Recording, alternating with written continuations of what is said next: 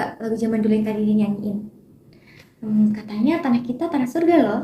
Tapi tadi aku baca berita, katanya sih Indonesia itu masih mengimpor beras, bawang putih, sama gula. Tapi itu bukan berarti kondisi Indonesia lagi buruk loh. Tapi kita cuma perlu ningkatin produksi bahan pangan yang tadi untuk ngurangin impor. Karena itu adalah salah satu cara pemerintah buat ningkatin ketahanan pangan di Indonesia. Apa sih ketahanan pangan itu? Kamu penasaran? Teman-teman penasaran? Yuk simak video kita.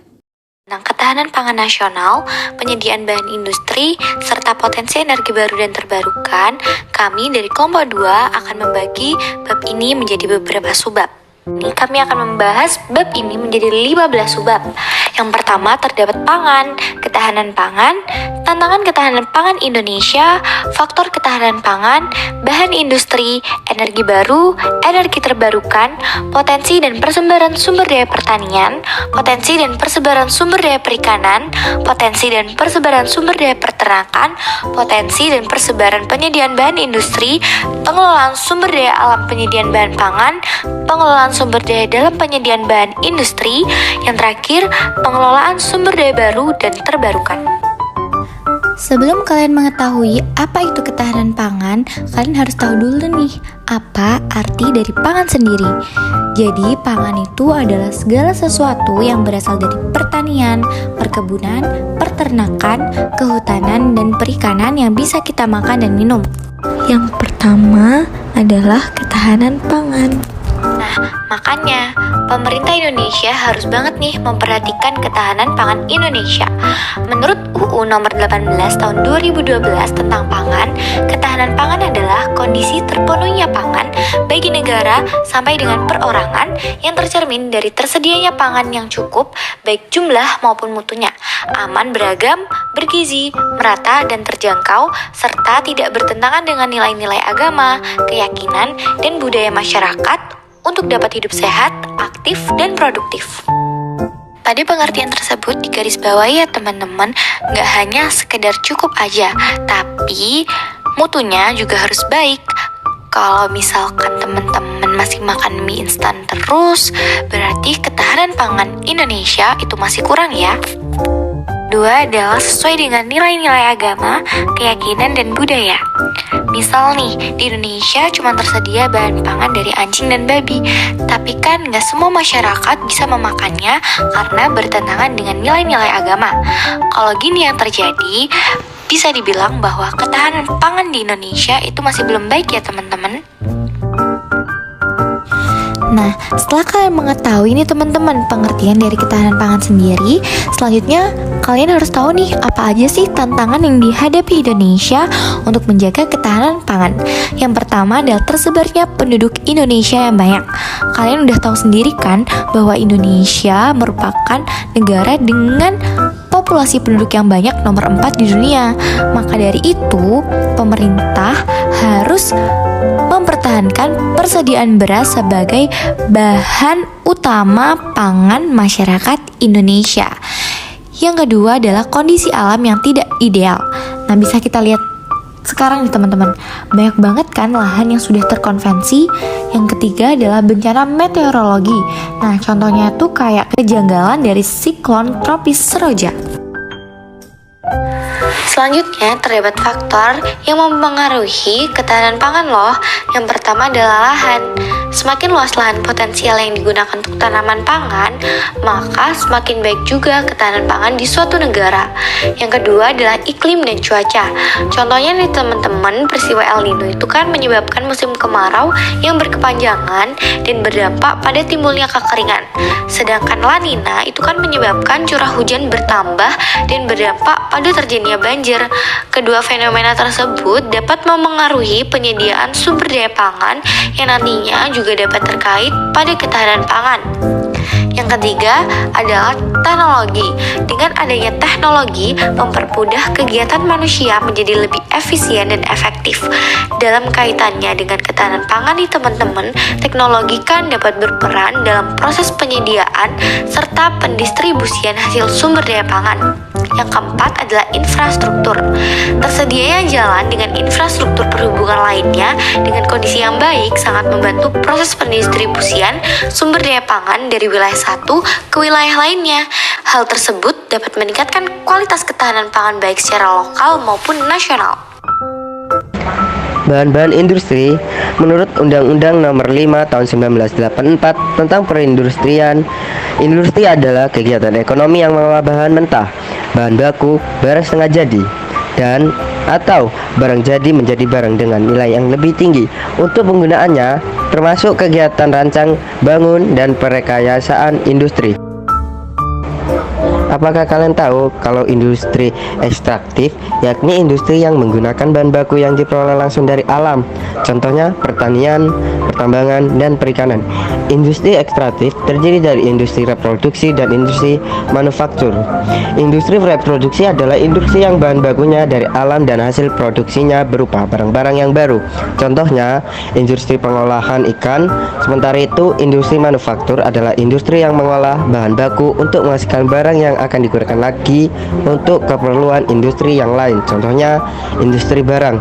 Industri non-ekstraktif yakni industri yang menggunakan bahan baku dari hasil-hasil industri lain.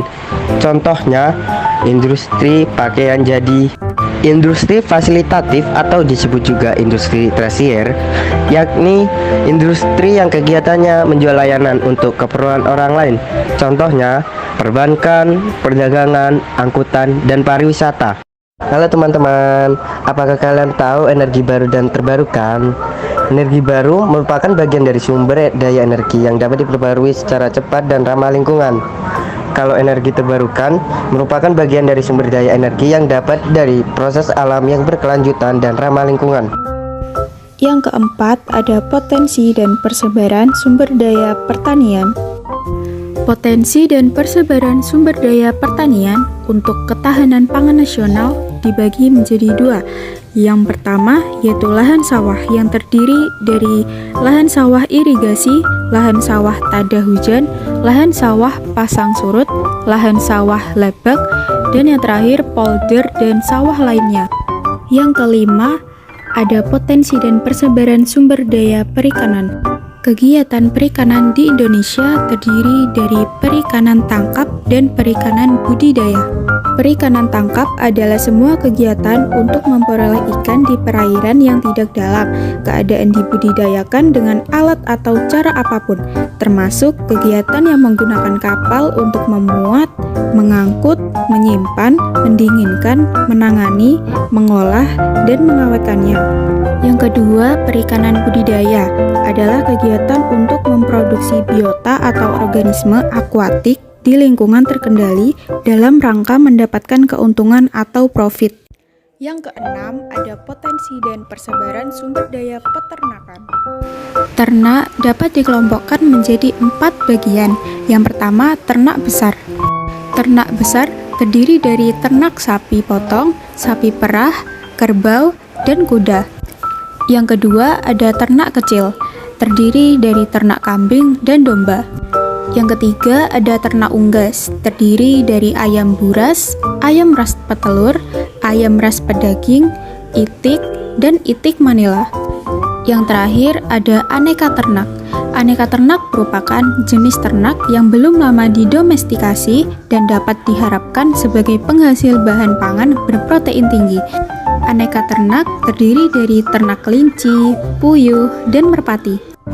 Selanjutnya, ada potensi dan persebaran penyediaan bahan industri atau bahan baku. Adapun potensi alam Indonesia sebagai penyediaan bahan industri antara lain, pertama, pertanian. Kondisi tanah yang dimiliki Indonesia subur dan beriklim tropis, membuat lahan ini dapat ditanami oleh berbagai jenis tanaman. Dengan demikian, tidak heran bahwa sumber daya pertanian di Indonesia dijadikan sebagai bahan baku industri seperti kacang tanah, kedelai, dan sebagainya. Yang kedua, ada perkebunan. Selain pertanian, Indonesia memiliki berbagai jenis perkebunan yang dijadikan bahan baku untuk industri antara lain kelapa, karet, kopi, tebu, kelapa sawit, teh, kapas, cengkih, coklat, lada, dan tembakau. Yang ketiga, ada hutan. Indonesia memiliki 4 macam hutan, yaitu hutan musim, hutan bakau, hutan hujan tropis, dan savana. Hal ini membuat Indonesia memanfaatkan hasil hutan sebagai bahan baku industri antara lain rotan, kayu, damar, dan sebagainya. Yang keempat ada tambang. Tak dapat dipungkiri bahwa Indonesia tidak hanya mempunyai pertanian, perkebunan, dan perhutanan saja, tetapi barang tambang yang menjadi bahan baku industri. Barang tambang yang ada di Indonesia adalah batu bara, biji bauksit, nikel, biji besi, emas, perak, belerang, asbes, minyak bumi, tembaga, intan, dan sebagainya. Selanjutnya ada potensi dan persebaran sumber daya untuk penyediaan energi baru dan terbarukan. Nah, di sini aku akan ngejelasin di bagian energi terbarukan terlebih dahulu. Pertama adalah panas bumi. Panas bumi merupakan energi panas yang berasal dari magma yang berada di bawah permukaan bumi dan umumnya itu berasosiasi dengan gunung berapi. Yang kedua adalah energi air. Indonesia memiliki curah hujan yang tinggi serta topografi atau bentang alam yang beragam akibat aktivitas tektonik yang ada. Nah, hal tersebut nih teman-teman dapat menyebabkan banyaknya aliran sungai di Indonesia. Nah, gerak aliran air tersebut mengandung energi yang dapat dimanfaatkan untuk mengembangkan pembangkit listrik tenaga air ataupun PLTA. Yang ketiga adalah bioenergi. Energi yang dihasilkan dari produk makhluk hidup itu disebut dengan bioenergi. Produk makhluk hidup tersebut dinamakan biomasa. Biomasa adalah hasil proses fotosintesis baik produk primer maupun buangan. Contoh produk primer adalah tanaman, pohon-pohonan, dan rumput. Adapun produk limbah buangan antara lain limbah pertanian, kotoran ternak, dan contohnya kalau kalian habis cuci nih, sisa sabun cuci kalian itu termasuk dengan produk limbah buangan. Yang keempat adalah energi surya. Nah, energi surya termal umumnya itu digunakan untuk memanaskan, mengeringkan, ataupun memasak. Sementara itu, energi surya fotovoltaik digunakan untuk mempengaruhi kebutuhan energi listrik untuk sarana umum. Yang kelima adalah angin dan hibrid. Nah, dengan adanya iklim monsun di Indonesia, negara Indonesia memiliki angin yang bertiup sepanjang tahun. Angin dengan kecepatan tersebut berpotensi untuk digunakan sebagai pembangkit listrik tenaga angin atau bayu ataupun PLTB. Yang keenam ataupun yang terakhir adalah Indonesia sebagai negara kepulauan yang terletak di antara Samudra Pasifik dan Samudra Hindia, memiliki pola arus laut yang dipengaruhi oleh pergerakan arus lintas Indonesia ataupun Arlindo. Kalian tahu sendiri kan kalau energi air itu sangat dibutuhkan oleh manusia sebagai kelangsungan hidupnya. Selanjutnya ada energi baru. Berbeda dengan energi terbarukan, energi baru adalah energi yang berasal dari sumber energi baru. Sumber energi baru adalah sumber energi yang dapat dihasilkan oleh teknologi baru, baik yang berasal dari sumber energi terbarukan maupun sumber energi tak terbarukan. Yang pertama adalah batu bara yang dicairkan. Pengembangan teknologi yang ada mencoba untuk meningkatkan efisiensi pembakaran batu bara muda dengan cara mencairkannya. Tujuannya untuk menjadikan sebagai bahan bakar dengan output yang setara dengan minyak dan gas bumi. Yang kedua adalah batu bara tergaskan. Batu bara tergaskan merupakan produk sampingan dari proses likuifaksi batu bara. Yang ketiga adalah gas metana batu bara. Gas metana batu bara atau GMB adalah gas alam dengan dominan gas metana disertai sedikit kandungan hidrokarbon dan gas non-hidrokarbon lainnya di dalam batu bara. Gas metana itu mempunyai kadar kalori yang paling rendah. Dampaknya, gas ini akan menghasilkan gas buang yang lebih ramah terhadap lingkungan dibandingkan gas alam lainnya. Yang keempat ada hidrogen. Hidrogen adalah gas yang sangat mudah terbakar dan merupakan unsur kimia yang paling ringan. Selain itu, keberadaan hidrogen di alam cukup banyak.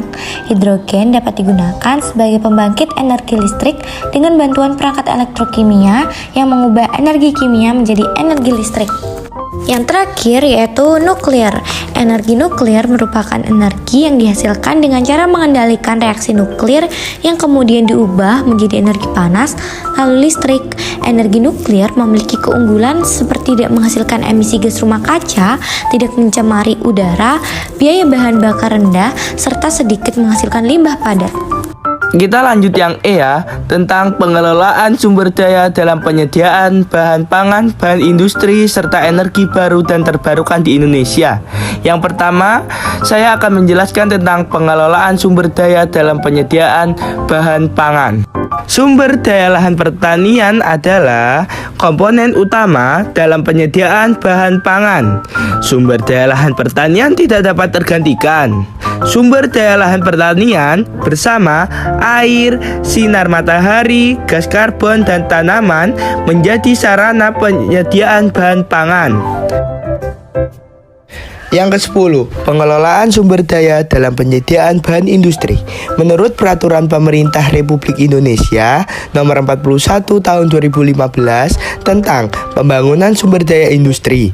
Industri adalah seluruh bentuk kegiatan ekonomi yang mengolah bahan baku dan atau memanfaatkan sumber daya industri sehingga menghasilkan barang yang mempunyai nilai tambah atau manfaat lebih tinggi.